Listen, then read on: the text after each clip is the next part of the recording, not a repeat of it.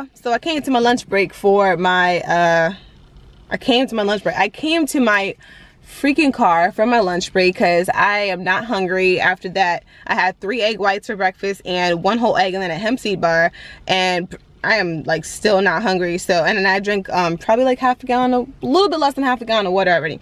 So anyway, I wanted to share this article with you all that I just finished reading on the Truth About Cancer website. It's a really great website for not just, you know, ways to, like, you know, heal and prevent cancer. That's the majority of it, but there's also like a lot of great ways of just how to live a healthy lifestyle and, you know, how to prevent additional diseases besides cancer from you ever having them, and how to heal them if you do get them.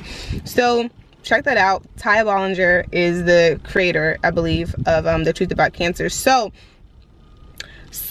let me tell you that the highlights of the article. So back in this article is primarily about like how vegetable oil is not a good healthy oil for you. And yeah, a lot of us in this channel especially probably know that, but it's like one thing to know and then another thing to know why, so you can explain to other people. And this is something that I always kind of get disconnected with. Like, I'll know something isn't good for you, or, you know, there's a better exercise to do, or there's something, you know, I know something, right? But I don't exactly know how to explain why, like whatever the reason is. So that's why I'm gonna make it a point now to brush up on my skills, do my research, and keep it up, you know, because it's like one thing to read an article now, like today, and then never read it again, and then like a year from now, I'm gonna be like, damn, why isn't vegetable oil good for you again? So anyway, I took notes, wrote it down, and here we go. So soy, canola,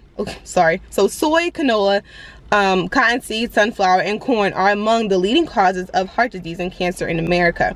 They're associated with cancers of the colon, breast, and more. And I didn't write down which research study this was from, but breast cancer was found to be increased. Like, the risk of women contracting breast cancer was believed to increase twofold with heavy, I believe heavy consumption of these oils. Yeah. And a reason why so many people have been believing throughout, you know, the past like 50-60 years that vegetable oil is good for you is because back in the 1950s, Procter & Gamble convinced the American public to abandon the use of animal fats to cook with and use their oils that they were making, which is cottonseed oil and whatnot. And let me tell you how they discovered cottonseed oil. So they were making soap from cotton seeds, and from that process, a waste byproduct was oil, like cottonseed oil. And then somehow they spun it and they made it seem like it was healthy for us to eat, even though cottonseed oil is essentially a waste product. It's pretty gross, right? This is just cottonseed oil, but also like vegetable oil, canola oil. Usually those oils are rancid, so they're sitting on shelves and whatnot, and they're rancid. They probably obviously don't taste like they're rancid because, you know, we put them in our fries. We fry stuff and then we fry chicken in them and all this, and fish and all this great stuff, and it's cheap and it's great. But yeah, you got to beware and know, just read labels, because these oils are in the majority of our foods. And I'm not saying that I don't consume these oils. I'm just saying that I do try to limit them a lot, except for last week when I ate that stuff from the restaurants, from the fast food place. But usually I'm saying like I know they're not good for me. So also in the article, it said that some countries actually use cottonseed oil as birth control. So I was curious as to like which countries these are that use cottonseed oil as birth control, because I never heard that before. So what I found was that a substance in cottonseed oil known as gossypol, I believe that's how you pronounce it, was found by accident to be a contraceptive by Chinese scientists back in the 1940s when a village of Wang in the Nanqing province of China, sorry, I'm probably pronouncing this wrong, had no children born in the 1940s. And then decades later, or a decade later, they discovered that that was probably the reason, because the people were using cottonseed oil to cook. And on top of that, when I typed in cottonseed oil to Google, I typed in cottonseed oil as, and I didn't even write the next word, but the top 3 searches that came up, you know how Google kind of like tries to guess like what you're gonna search, was cottonseed oil as biofuel, cottonseed oil as insecticide, cottonseed oil as alternative fuel. So like, wow. So I just find it pretty crazy that we can use the same kind of oil that we're cooking with and eating and feeding to ourselves and our children and our families as fuel.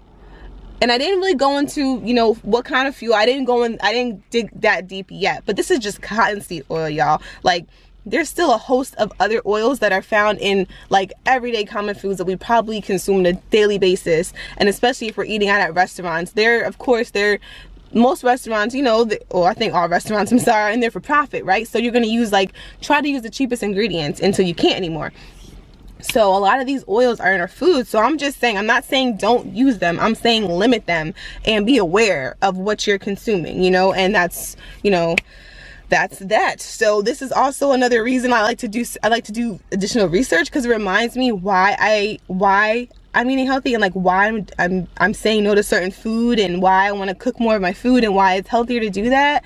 Because sometimes, y'all, we can get caught up and we forget and whatnot, and it's cool. I get it. I've done it. Y'all saw my vlog last week when I was eating Chick-fil-A and all, and Burger King, like what the fuck, Burger King, anything like that. So we all fall victim to it. It's really hard, at least in America, to say no to fried food and whatnot. But you know, there are definitely more reasons than just our physical appearance to be healthy and to eat healthy, and to teach our families how to eat healthy and consume healthier food. And that's what I want to say about that, because y'all know I could talk. I don't want to rant forever. Let me give you some solutions, some good healthy fats to cook with. Now that I told you all the unhealthy fats, I might as well give you a solution, you know what I'm saying? According to the Weston A. Price Foundation, the best oils for cooking are grass-fed butter, that's like going to be a deeper yellow in color than I guess normal butter, tallow, and suet, S-U-E-T, with no hormones added or antibiotics added to the beef and stuff that it comes from, lard, you know, from pigs, chicken, goose, and duck fat. Also, all the animal fats basically are good to cook with. Just now we have to worry about how the animals are raised and stuff, so let that be a little note to yourself. Like, as long as the animals are raised with like no hormones and no antibiotics and stuff, so just be aware of that. Coconut, palm, and palm kernel oils were the last on the list. And yeah, so I know myself, mostly I cook with coconut oil when I'm frying something. I haven't tried palm oil. But then my dad has sent me an article a while back about how they get palm oil and how it's killing the rainforest. So I don't know if it was the same palm oil, because I think he told me about red palm oil, but I'm not sure. So it's kind of just like, oh, there's so much we have to worry about today. But you know, knowledge is power, and it's definitely great to be aware of these things for ourselves and to teach our families. So that's why I wanted to share this with you. I see that I've been talking for 9 minutes, so I will make this its own video, and I hope to get it out to you all tonight. Hope you're interested. Let me know if you want me to do more research on, you know, anything.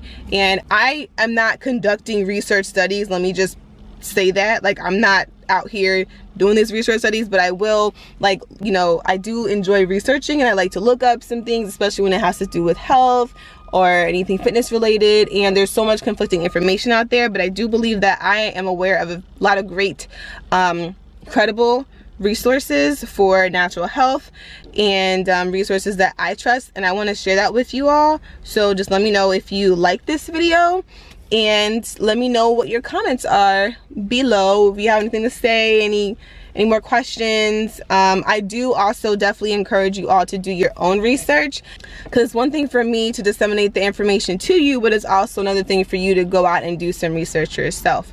So do that, y'all. I hope you enjoyed the video.